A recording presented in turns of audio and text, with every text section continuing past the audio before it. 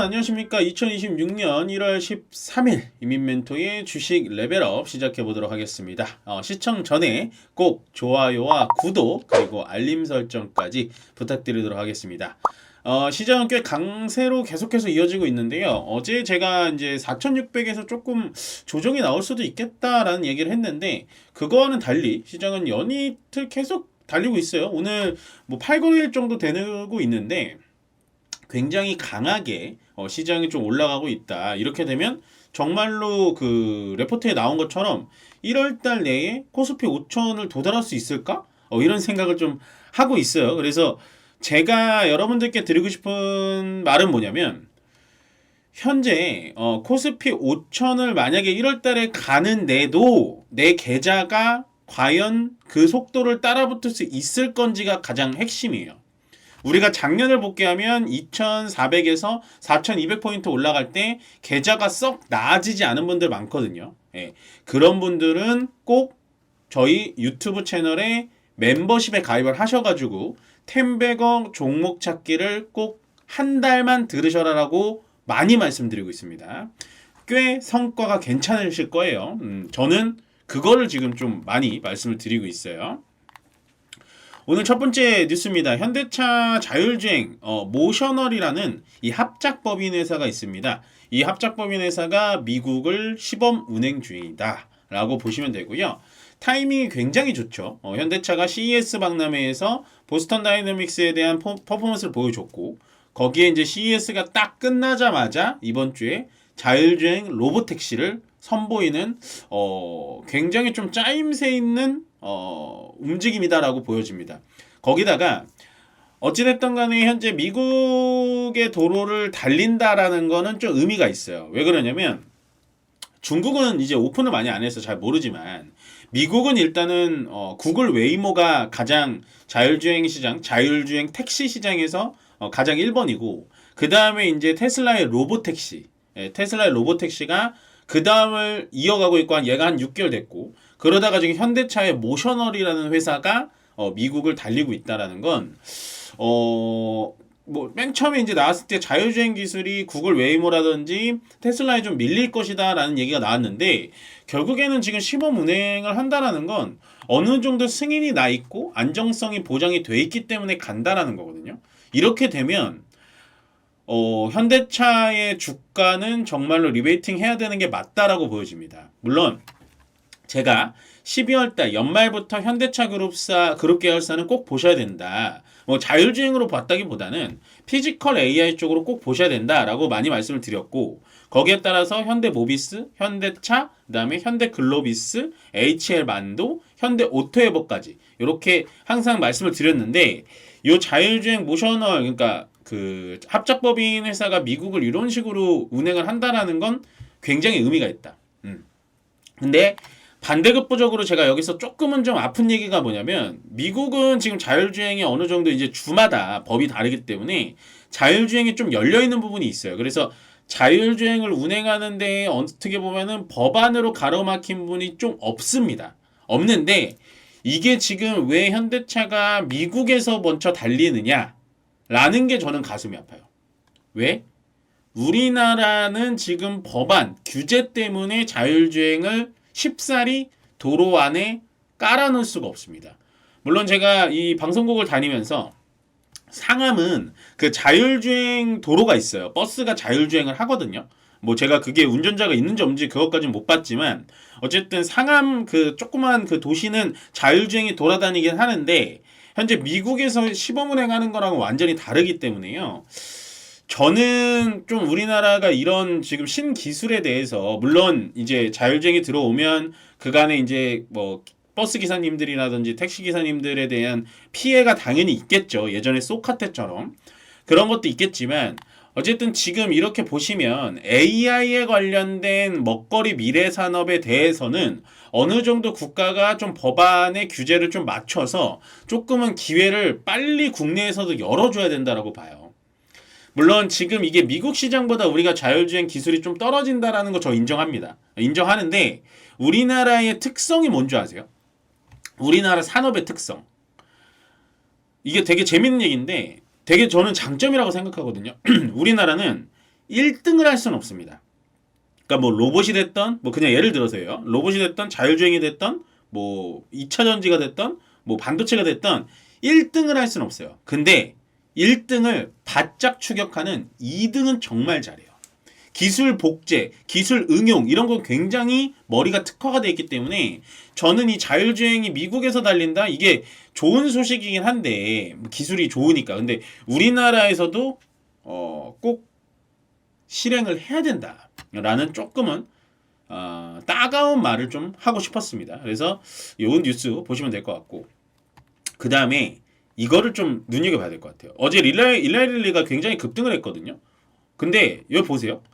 엔비디아, 일라이릴리, 공동연구소? 말이 안 맞죠. 엔비디아는 GPU를 만드는 회사고 일라이릴리는 제약 바이오, 그러니까 제약사입니다. 제약사.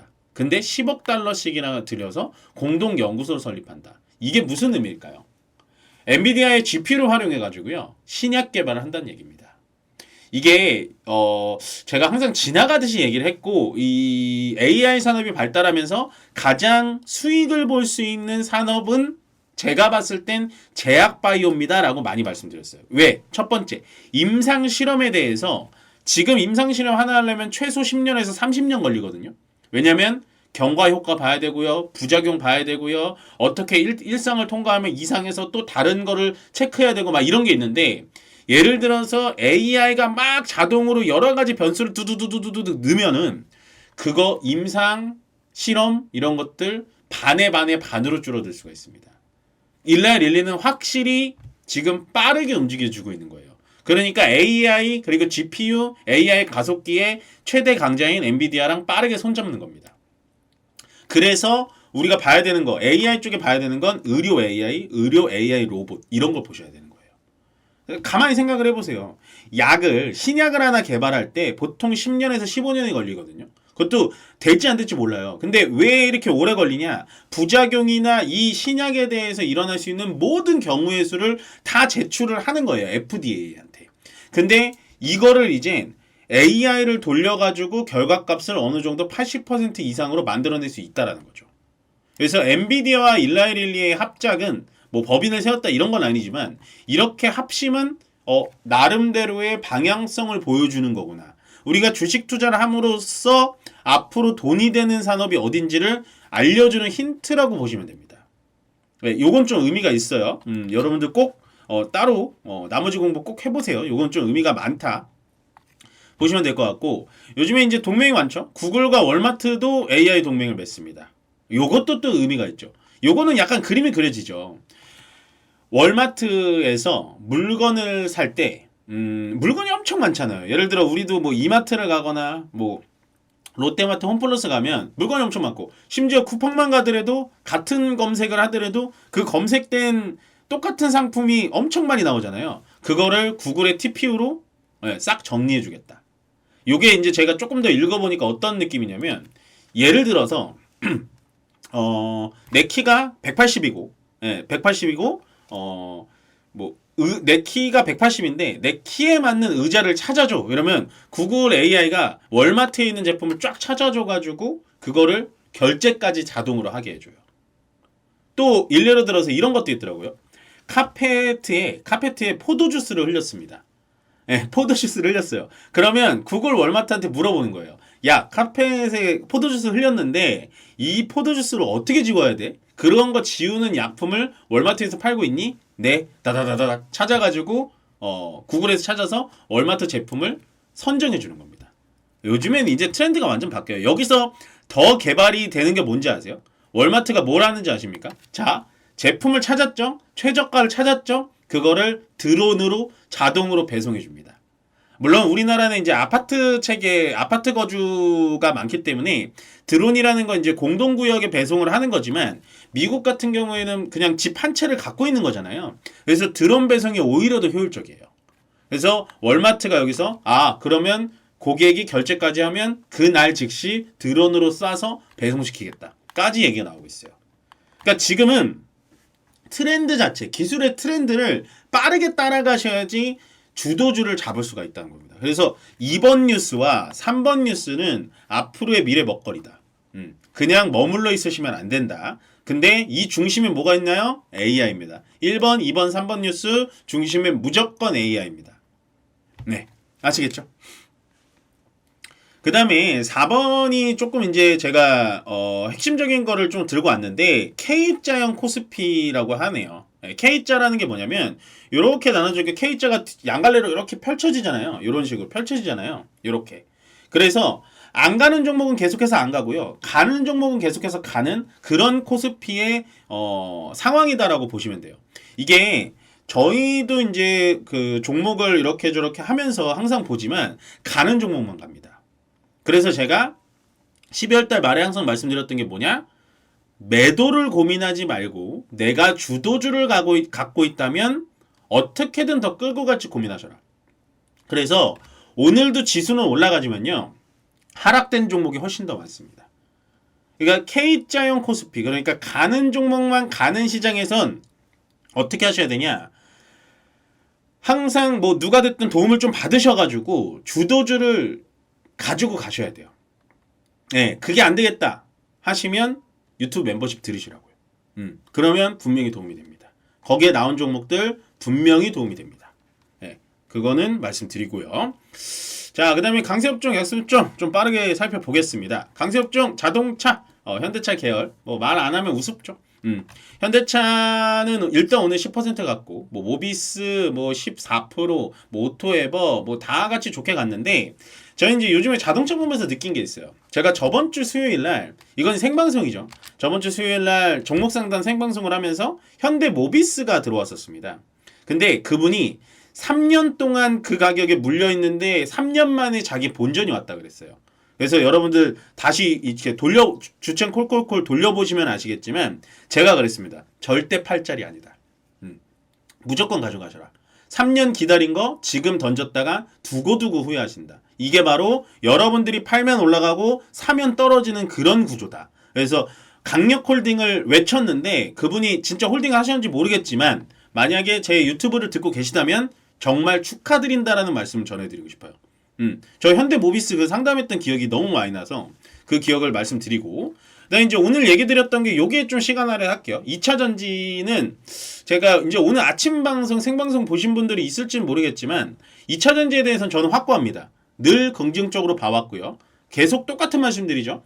주가가 ESS 때문에 올라왔는데 EV, 그러니까 전기차 판매가 안 되는 것 때문에 떨어졌다. 그래서 ESS라는 재료가 죽어서 주가가 떨어진 게 아니기 때문에 올라갈 가능성이 훨씬 더 많다라고 말씀드렸어요. 그래서 2차 전지에 대해서 제가 말씀드리고 싶은 건 뭐냐? 지금부터 반등 시작입니다. 올라타세요. 이런 느낌은 아니에요. 솔직히 말씀드리면. 근데 한 가지 확실하게 말씀드릴 수 있는 건 2차 전지는 분명히 바닥이다.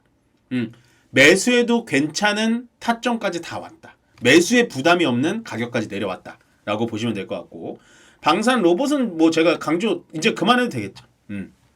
이거는 제가 원래 좋아하는 파트였고, 약세업종으로 볼게요. 우주항공, 오늘은 좀 이제 제가 봤을 때 차익실은 좀 나오는 것 같습니다. 차익실은 좀 지금도 나오고 있고요. 나오는데 뭐 의미 없다. 요건 기회 되면은 다시 사셔도 될 것 같고, 비만 치료제, 뭐 메시 치료제에 대해서 뭐 JP모건 헬스케어에서 나왔는데 뭐 결과가, 그리고 뭐 솔직히 결과가 생각보다 그렇게 뭐 드라마틱하지 않다라는 얘기가 나왔는데 저는 오히려 지금 비만 치료제가 이렇게 떨어져주면 땡큐라고 생각을 하고요.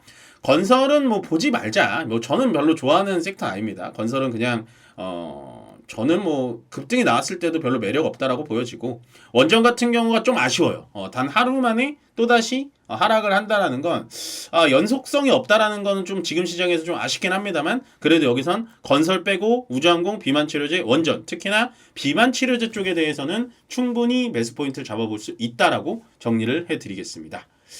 네, 일단 오늘 조금 레벨업이 좀 길었는데요.